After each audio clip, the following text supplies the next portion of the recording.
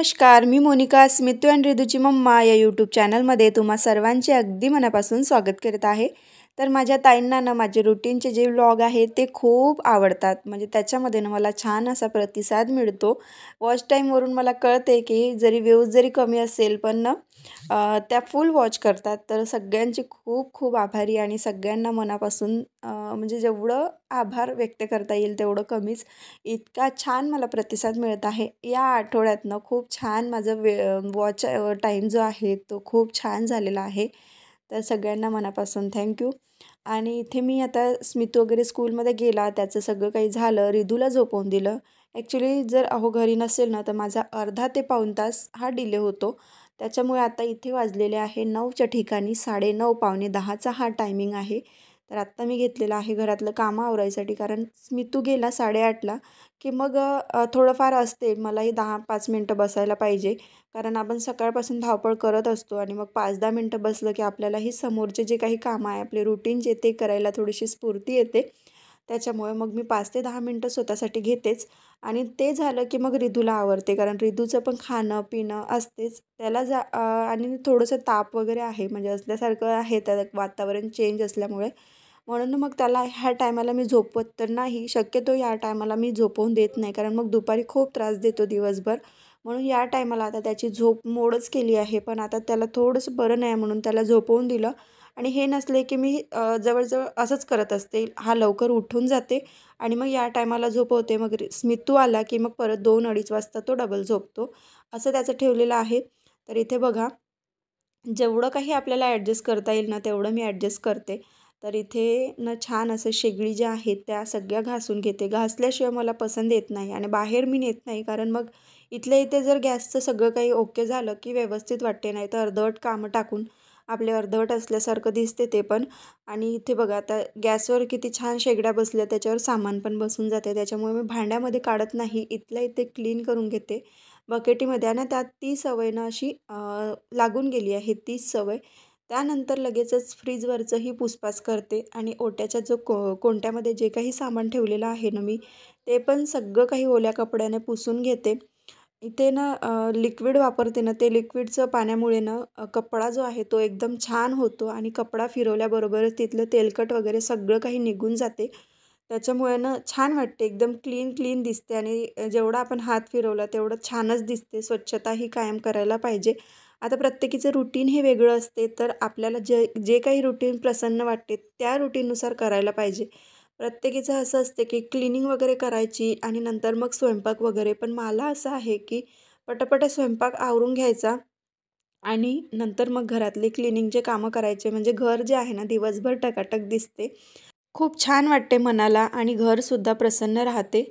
तर इथे बघा मी फ्रीज पण लागल्या हाताने पुसून घेत आहे, कारण एकदम ओट्याला लागूनच आहे ती. इकडे-तिकडे कुठे स्पेस नाही आहे जास्त. दिसायला ना मोठी दिसते ही किचन, पण स्पेस ना बरोबर स्पेसिफिक ठिकाणीच आहे, की जास्त काही नाही आहे.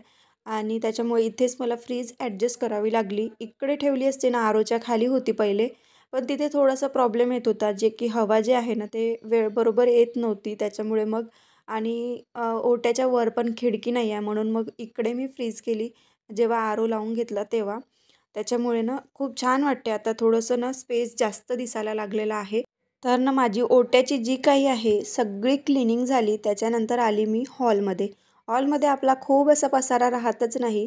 एक सोफा आहे साधा सिंपल, ज्याच्यावरचे कवर झटकले आणि गाद्या इझिली काढता येते. त्याच्यामुळे इथे ना खूप असं डीप डीप क्लीन करायची काही आवश्यकता राहत नाही. आणि प्रत्येक गोष्ट आपण आपल्या सोयीनुसार करत असतो. तर गाद्यांमध्ये ना जेवढं काही घुसून राहते ते मी एक टाईमला काढतेच. आता रात्रीच काढून ठेवलं होतं, कारण सकाळची गोंधळ हा होतो. म्हणजे दिसलं ना काही पडलेलं मुलं खातात तर तेव्हाच मग काढून घेते, नाही तर मग ते मुंग्या वगैरे होतात त्याच्यामुळे. तर इथे साध्या सिंपल प्रकारे मी झटकून घेतलं आणि मग परत जशाने तसे ठेवून दिलं. आता मुलं आहे म्हटल्यावर मग उठले की मग इकडल्या तिकडे होतात. पण आमच्या घरी सहसा ना जास्त पसारा होत नाही, म्हणजे होऊच देत नाही, की एक हाताशी सवय झाली आहे अशी, की लगेच ते उचलून ठेवायचं, लगेच तो पसारा आवरायचा. कोणी पण आलं ना घरात तर मग ते लहान मुलं असून वाटत नाही, की लहान मुलं खरंच घरात आहे म्हणून. कारण ना वस्तू ज्या आहे, खेळणे असो किंवा कुठल्याही वस्तू आमच्या घरात ना जिथल्या तिथे राहते आणि मुलांनाही त्या सवयी लागल्या आहे.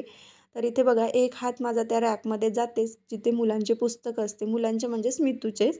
आता रिदू तर सध्या छोटाच आहे, तर त्याच्या पुस्तकानं तो आता जपून ठेवतो, वर करून ठेवतो आणि मग ते इकडल्या तिकडे होऊन जाते. कारण रिदू आता फाडतो ना पुस्तकं, त्याच्यामुळे तो ना आपल्या पुस्तकांची खूप काळजी घेतो आणि ते पुस्तकं मलाही नीट करून ठेवावं लागते. एकावर एक मुलांचं असते, आता ठेवते ते व्यवस्थित, पण आपलाही एक हात तिथे लावावा लागतो जेणेकरून ते व्यवस्थित राहतात. आणि इथे बघा बाहेरचं तर माझं सगळं काही क्लीनच आहे, पण ना सवय असते का आता घर झाडायचं आहे तर पोर्चला पण एक फळानं आपण मारूनच घेतो, म्हणून मग पोर्च पण थोडासा झाडून घेतला.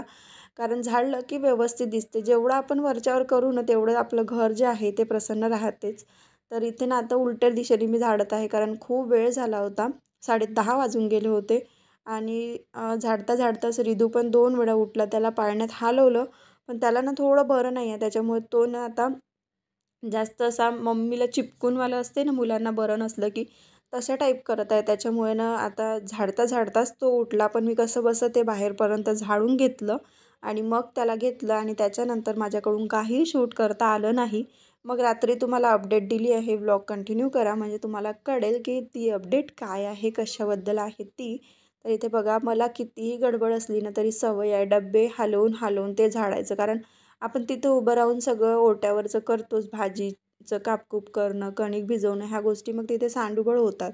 आणि त्या जर अशा व्यवस्थित उचलून झाडल्या नाही ना, एक रदरदपणा म्हणतो ना आपण, तो दिसायला रदरदल्यासारखं तसं दिसते. त्याच्यामुळे ना थोडं उचल-वाचल करून आपल्या कमरेला का त्रास होईना, पण थोडंसं उचल-वाचल करून केलं की व्यवस्थित होते. आणि इथे बघू शकता बिचारा कसा तापाने ना पूर्ण जाम झाला आहे. तो एकदम असा लुटू झोपून जात आहे. म्हणजे त्याला ना असं एक फ्रेशनेस नाही आहे. नाही तर इकडलं तिकडे इतका आरडाओरड असते ना आणि मुलं बिमार पडले की कसं तरी वाटते. तर स्मितू त्याची खूप केअर करत आहे. तर ना आज सकाळी मी क्लिनिंगचा व्लॉग शूट केला. त्याच्यानंतर ना थोडा चष्मा व्यवस्थित करते.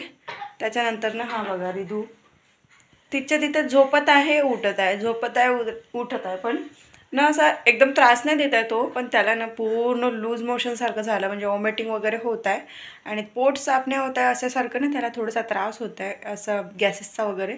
तर आता उद्या बघते, त्याला दवाखान्यात घेऊन जाते. आज तर वेळ निघून गेली, 9 वाजले आता.